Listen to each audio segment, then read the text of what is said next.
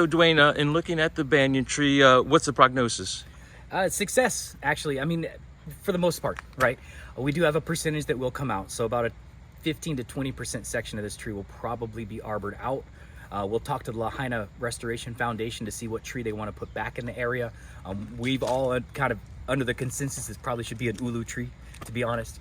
So it looks like that might happen, and that's going to happen probably right behind you. So that'll be the corner that's the closest to the old Pioneer Mill, our Pioneer Inn, and Captain Jack's and the Wharf Cinema. So that section of the tree will probably be cut down. It's desiccated, which means it's completely dried out and won't survive. So, I mean, so many people care about the banyan tree. Just tell us straightforward in layman's terms, the tree's going to be okay? Yeah, tree's gonna be okay. Especially the portion right behind me that you see is full of life. It'll be just fine. These trees are ficus. Ficus are pretty close to bulletproof, to be honest. The only thing that would take it down completely is a fire. We did have a couple banyan trees in Lahaina town that completely died. So it is possible to completely kill these trees too. So our whole point is to keep this big thing alive. It's an acre and a half. It's been established for 150 years. Actually, it was planted 150 years ago, but in that 150 years has become established and now is attached to the water table. So it's pulling water right from the ground already. Yeah, so we've got to watch the amount of water we put down on top of it because we could drown the tree. It has lived in Lahaina for 150 years in the heat of Lahaina. So too much water in some cases can be detrimental to the system. So we've really slowed down the watering on this place because it doesn't need it right now. You look behind me on the ground, it's loaded with weeds. So we're gonna have to get in here at some point and do some, removal of weeds and then put down a bunch of bark mulch to hold that moisture in place. It sounds like, though, you just have to let nature kind of run its course right now. That's exactly right. And so our recommendations for people at their homes, if they go back to their homes in the Lahaina burn zone, don't cut anything yet. Don't cut your trees yet. Don't trim anything yet. There's no rush right now. And the reason why is there are trillions upon trillions of borer beetles eating all the dead trees in Lahaina. And when you go and you cut into a fresh tree and it brings that sap to the surface, that's like a neon sign to those bugs of, oh, we're gonna go eat. And so we wanna keep those borer beetles doing their job, but not working on the trees that are alive that we're trying to keep alive. And this is a real community effort in bringing this tree back, huh? Yeah, it absolutely is. And it's not just the banyan tree, it's ulu. In just a second, we're gonna go check out the ulu trees that has about, almost 12-inch sprouts coming off the roots. That's exciting. Okay, we'll get to the ulu trees later, but, just talk to me about the different people that have come together to help make this happen. So we've got, from Steve Nims was one of the first guys called. He is our state arborist. He's kind of the genius, that sets up these programs, protects these trees from a state level. So he was called in the very beginning to assess this tree, look at it on day 2 after the fire. He did his assessments and came up with a program. Him being from Oahu, his team is from Oahu. That's where the local constituents, myself and a handful of other folks, arborists and whatnot, got together and said, we'll take it from here, Steve. Steve said, here you go. Follow this program and we'll win. And so far, so good.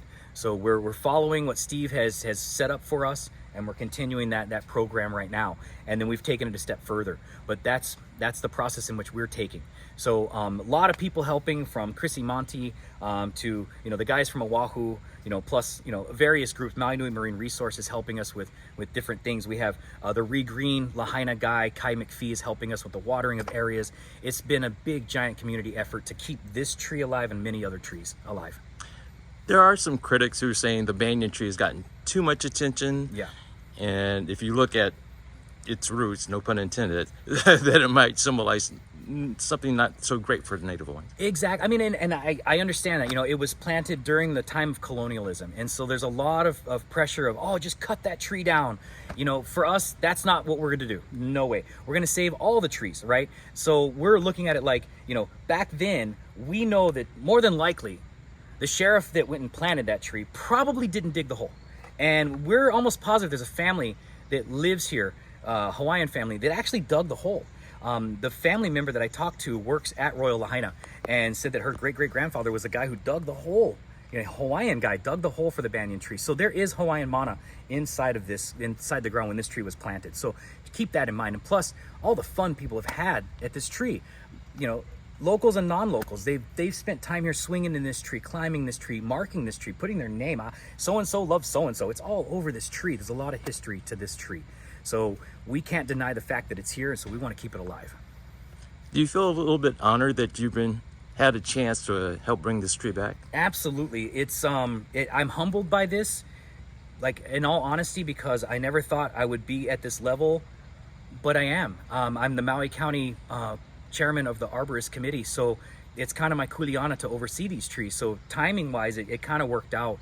And in the groups that I run with, they know I don't mind talking, and I can talk to anybody. So I really don't mind talking to federal agencies. It doesn't intimidate me. I don't mind calling them out, and saying, you guys got to do better. I don't mind, because we've all got to do better as humans. And so I already have a full-time job as a chief engineer at a 100% Red Cross facility over at the Royal Lahaina.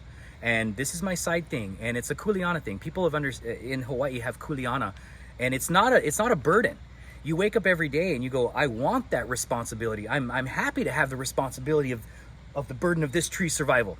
I can handle that weight. That's what I'm here for. So we're able to handle things like this. And it's not just this tree, like I said. We're doing all the trees in Lahaina. Not only that, we're going to provide free trees for everybody who lost trees in Lahaina. So that's a major project in itself that's never been done before. So it's a new process for everybody. So be patient with all of us. We're just humans, but we're getting through it, and we're going to make it happen.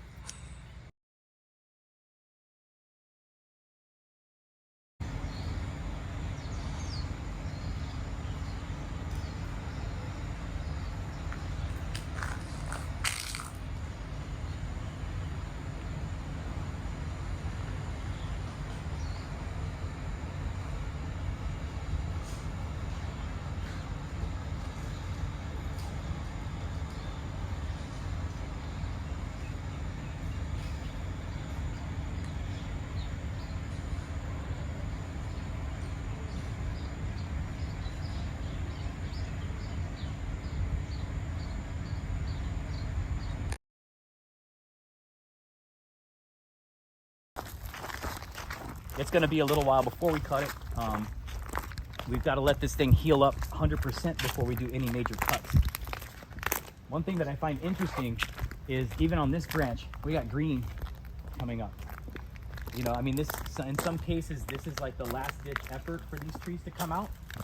But if this section is okay, we might be able to save it. I mean, we've got this here, but you see all the burn? It's not pulling enough nutrient. When you see the leaves with this little burn on it, and you can hear that, that's hollow. And so unfortunately, all this bark, you can see it, it's all gonna come off. You see that? So this is already hollow, So unfortunately, this branch right here probably is the last bit of energy, and this will probably end up passing away.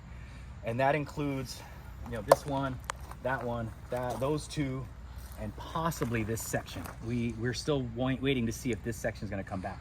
How does it become hollow inside like that? What happens is you've got a layer between the heartwood and the bark, and in between that is literally a layer of water or sap moving xylem and phloem, up and down.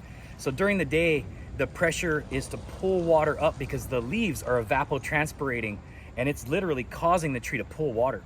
And at night they stop, and so it just sits stagnant. And so if anything gets too hot, that little layer, it disappears, which creates a hollow void. And that's exactly what happened here. So now we just have bark with no cambium, which is your little xylem and phloem, right against the heartwood, and that's the hollow sound we're getting, is that gap. There's no more liquid inside. And so that tells us it's desiccated. And desiccation is the complete drying out of that material inside of a trunk of a tree. Okay.